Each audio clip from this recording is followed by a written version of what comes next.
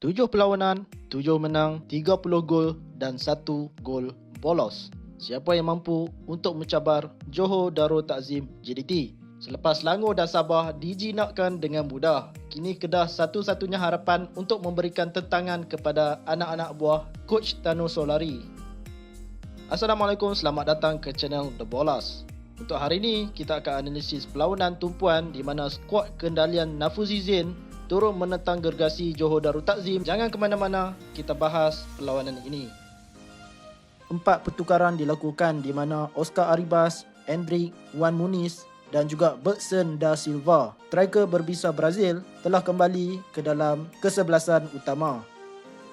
Skuad kendalian Nafuzi Zain turun malam ini dalam serba kekurangan selepas kehilangan 2 tonggak perlawanan iaitu Arif Farhan yang mengutip 3 kad kuning dan juga Wan Amirul Afiq yang dilayangkan kad merah ketika menentang Penang FC. 2 pertukaran dilakukan dengan Rodney Selvin dan Kamil Akmal dibawa masuk berkemungkinan dalam formasi 5-4-1. Seperti yang sering kita lihat selama ini, JDT mengasak dengan tekanan tinggi bermula daripada whistle pembukaan. Kedah cuba membina serangan daripada bawah namun sukar akibat struktur tekanan daripada depan oleh JDT. Ketiga gol kick Kedah, struktur front four JDT yang terdiri daripada Bergson, Hendrik, Wan Muniz dan Forestieri akan membentuk garisan berlian untuk menekan dan memotong laluan hantaran tengah. Golkiper Kedah, Kalamullah, dipaksa untuk menghantar bola ke sisi padang kepada Akmal Zahir, seorang bek tengah yang bukanlah pemain hantaran progresif yang terlalu baik.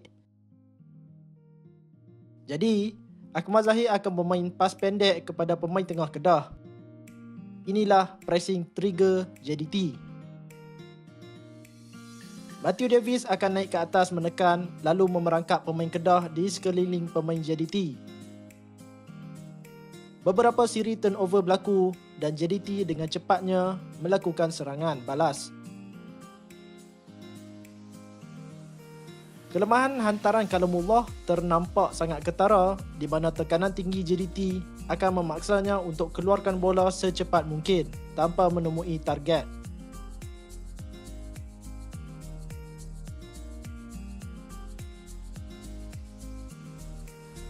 Disebabkan kekuatan JDT, Coach Nafuzi membuat perubahan sedikit untuk cuba bermain dengan lebih pragmatik, menyerap tekanan dan bermain lebih defensif. Lihat pada Boyan Siger yang menjadi leader menyusun rakan-rakannya. Bentuk 5-4-1 Kedah ini pada asasnya struktur yang sangat baik untuk memastikan Kedah kekal kompak dan dalam garisan. Tetapi kelemahan bentuk itu sendiri terdapat pada namanya iaitu narrow ataupun rapat. Bentuk yang rapat akan menutup di bahagian tengah tetapi juga akan membuka ruang untuk JDT menyerang di bahagian sisi. Inilah idea utama serangan JDT. Oscar Arribas di kiri dan Arif Aiman di kanan menjadi outlet serangan JDT. Hantaran diagonal kerap membuatkan Hishamuddin dan Kamil Akmal lemas dengan bola tinggi. Mereka berada di antara dua fikiran, adakah kekal rapat dalam garisan ataupun keluar pertahankan ruang sisi padang yang kosong. Di bahagian serangan pula, bentuk 5-4-1 Kedah ini membiarkan William Lira tidak bersambung di atas.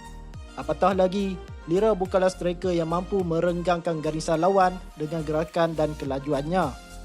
Beberapa peluang untuk serangan Kedah terbantut akibat daripada kesilapan demi kesilapan hantaran-hantaran pendek.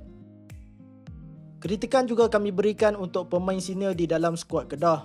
Dalam situasi yang genting, bermain di stadium lawan, tidak banyak memegang bola dan ketinggalan, anda memerlukan seorang leader yang berkesan di atas padang.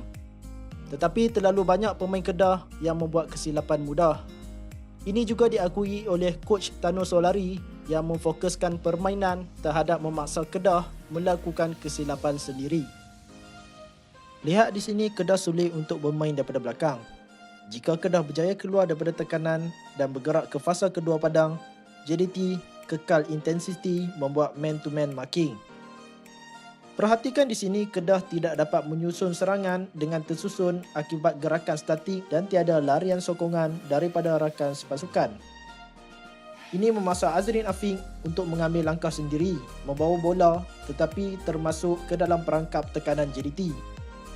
Hal ini berlaku berulang kali sepanjang perlawanan. Kesemua pujian kepada JDT bukan saja dalam aspek menyerang tetapi juga bertahan.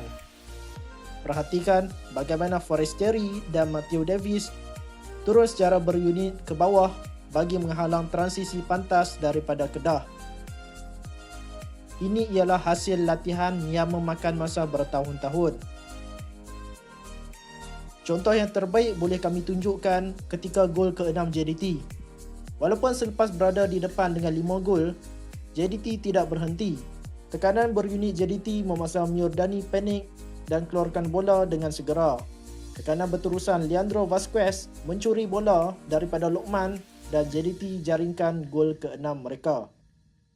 JDT biasanya cenderung untuk membina dalam bentuk 2-3-5 atau 3-2-5. Dua bek tengah Feroz dan Jordi Amat akan melebar manakala Mathew Davis dan Oscar Arribas akan invert ke tengah mengapit Hong Wan. Kadang-kadang Hong Wan pula akan turun lebih dalam membentuk 3 bek, meninggalkan Mathew Davis di atas. Permainan akan digerakkan kiri ke kanan untuk merenggangkan garisan Kedah. Untuk perlawanan menentang Kedah, kami tertarik dengan gaya permainan Feroz Baharudin yang matang dalam memancing tekanan daripada pemain Kedah. Feroz akan menunggu sehinggalah saat terakhir sebelum menghantar kepada rakan sepasukan. Ini sekaligus akan membuka ruang yang kosong yang boleh dieksploitasi oleh Oscar Arribas. Di sini ialah contoh permainan kombinasi pantas segitiga JDT menerusi variasi hantaran-hantaran pendek bagi mendorong pemain Kedah untuk keluar daripada kedudukan bertahan mereka.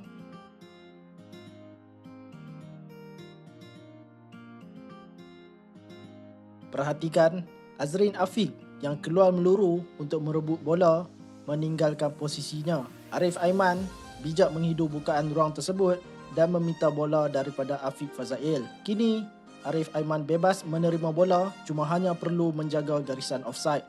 Di klip ini kami sertakan passage of play yang melambangkan identiti permainan JDT secara menyeluruh. JDT memulakan kembali serangan mereka daripada bawah. Bola berada pada Feroz ketika Afiq Fazail turun ke bawah untuk memancing Amir Bek mengikutnya. Afiq Fazail membuat wall pass kepada Jordi Amat.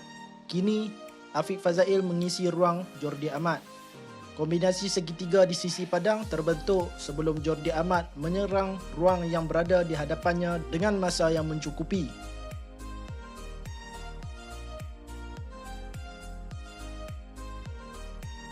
Forestieri bebas menerima bola di ruangan yang sepatutnya diisi oleh Amir Bek. Hantaran 1-2 dilakukan sebelum Arif Aiman menggunakan skillnya untuk mendapatkan penalti. Serangan yang hanya mengambil masa 15 saat daripada bawah hingga ke atas. Sebagai kesimpulan, separuh masa pertama, kita boleh menganggap permainan kedua-dua pasukan masih seimbang dengan Kedah hanya bolos 1 gol menerusi set piece. 3 gol hadir dalam tempoh 7 minit dalam keadaan pemain-pemain Kedah masih dalam fasa untuk bangkit memasuki separuh masa kedua. Untuk penyokong Kedah, harap bersabar dan percaya pada proses. Terima kasih kepada yang sudah menonton. Jangan lupa subscribe, kongsi dan komen konten ini. Terima kasih.